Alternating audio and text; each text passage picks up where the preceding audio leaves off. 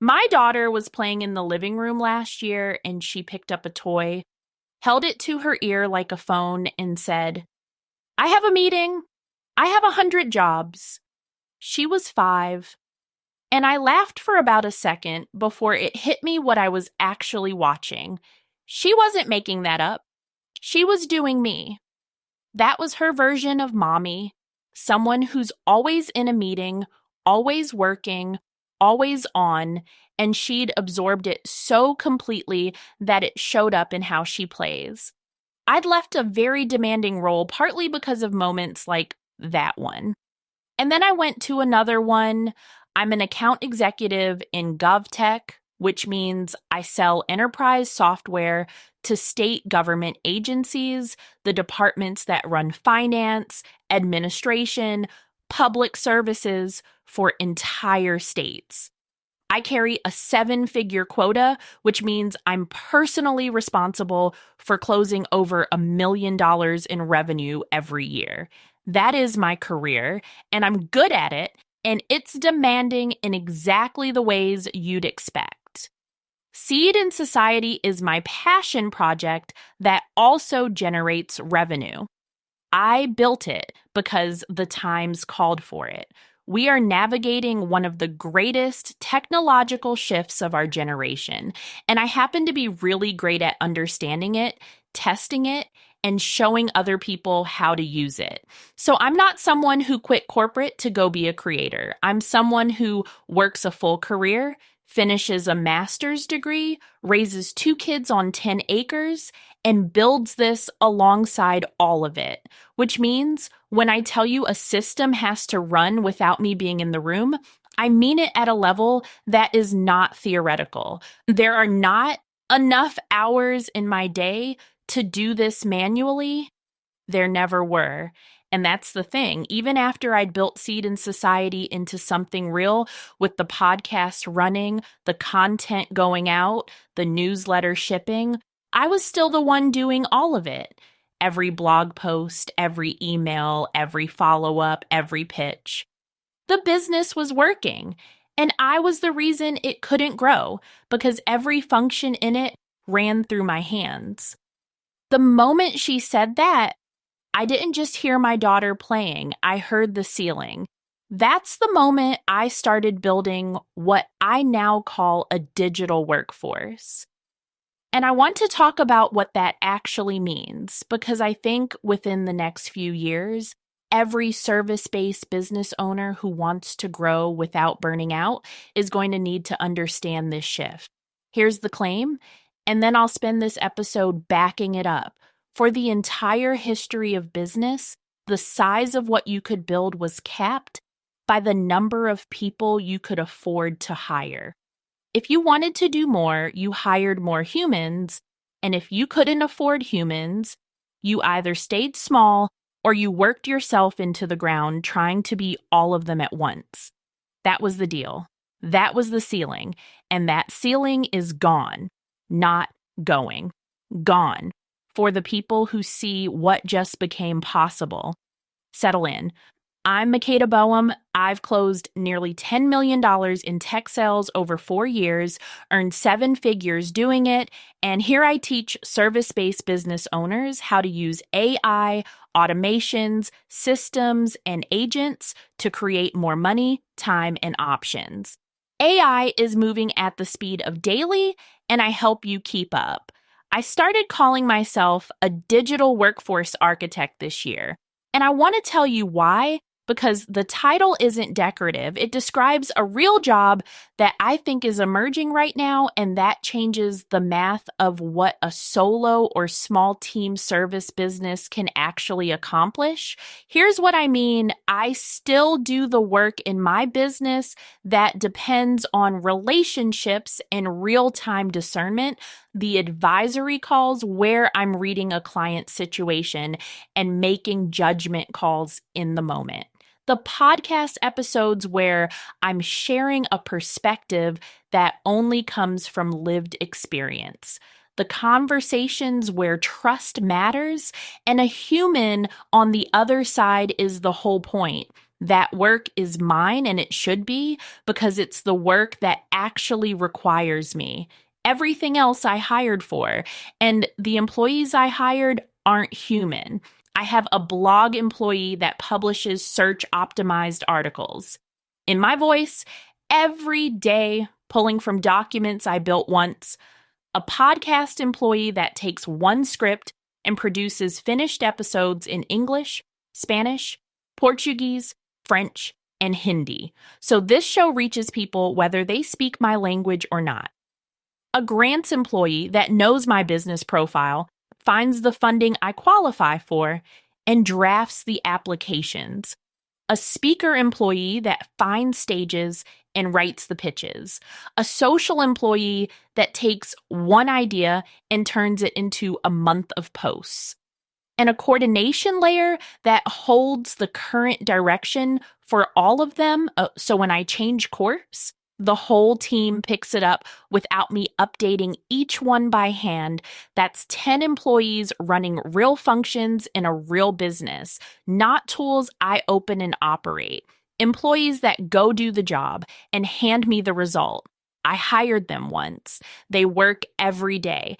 And the work they do is real and valuable.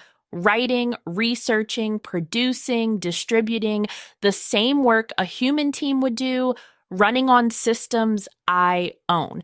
Now, I know what some of you are feeling right now because I talk to service-based business owners every single week who are exactly where I was when my daughter picked up that toy phone. You're the therapist in Detroit who's full with clients but can't grow because there's no one to handle the marketing. You're the consultant in Nairobi whose expertise is world-class, but whose back end is held together with duct tape and late nights. You're the fractional executive in Medellin who turns down work because you physically cannot take on one more thing without something else falling apart. You're the coach in Pittsburgh who made $400K last year and took home less than your old salary because the overhead of doing everything yourself ate the margin. The traditional answer was always the same: hire someone. And if you've actually looked into what hiring someone takes, you know the salary is almost the easy part, because the moment you hire a real W-2 employee in this country, you don't just take on their pay, you take on payroll taxes, unemployment insurance, workers' comp, and then if you want to keep anyone good, benefits, and then the paperwork, the compliance, the HR rules that change depending on what state you're in and how many people you employ. You, the service-based business owner, suddenly have to become an expert in employment law and payroll administration, which is its own full-time job, on top of the actual job you hired this person to help with. So now you've added an expense you can barely carry and a second profession you never wanted. And here's the part that makes it almost absurd. You're probably not even paying yourself a real salary yet. You're going to put someone else on payroll before you've put yourself on one. So most people find the workaround, and the workaround is real. Freelancers and contractors.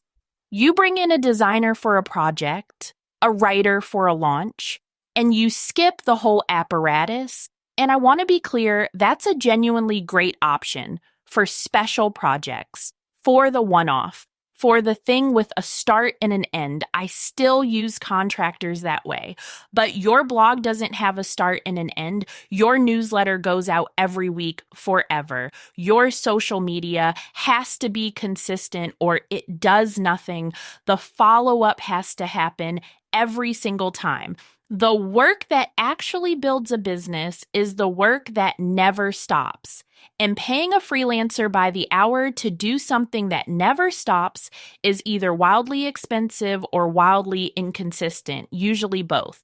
So that work falls back on you, and you absorb it. You become the selling in your own business, and your revenue stays capped by your personal capacity, which is already maxed. That's who AI employees are for. The person who can't afford the team but desperately needs the capacity. For the first time, you can have the back office of a company 10 times your size without needing the payroll of one. The architect in Accra gets the same infrastructure as the agency in Kuala Lumpur. Your starting point, your location, your budget, none of that decides your ceiling anymore. That's the shift. And I want to be direct about something because I know the fear. When I say AI employees, I'm not talking about replacing the people in your life or your industry. I'm talking about doing the work that was never getting done in the first place because you couldn't afford to hire for it. The blog that never got written, the grants that never got applied for, the stages that never got pitched. That work was just not happening. Now it can. That's access. And that's what I mean when I say AI is the great equalizer. If you want to find out which employee your business should hire first, take the free AI employee report at audit.seedandsociety.com. It's 11 questions. You'll get a personalized roadmap for where an AI employee changes your math the fastest. This is the work I'm doing in the open, employee by employee here on the show, not as theory, but as the actual build. What each one does, where it helps, and where it doesn't. So if this is the first time you're hearing me talk about a digital workforce, stay close because there's a lot more where this came from. Because the difference between running a business that depends entirely on your personal output and running one that has a workforce behind it, that's not a small optimization. That's a different kind of business. It makes more money because it grows past your own two hands. It gives you time because the labor isn't all yours anymore. And it gives you options because once you can build a workforce, the ceiling on what your business can become just moved somewhere you can't even see from here. That's more money, more time, more options.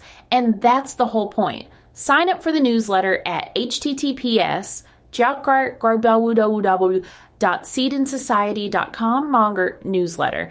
And if you got value from this show, rate and leave a review. That helps this free education reach more people.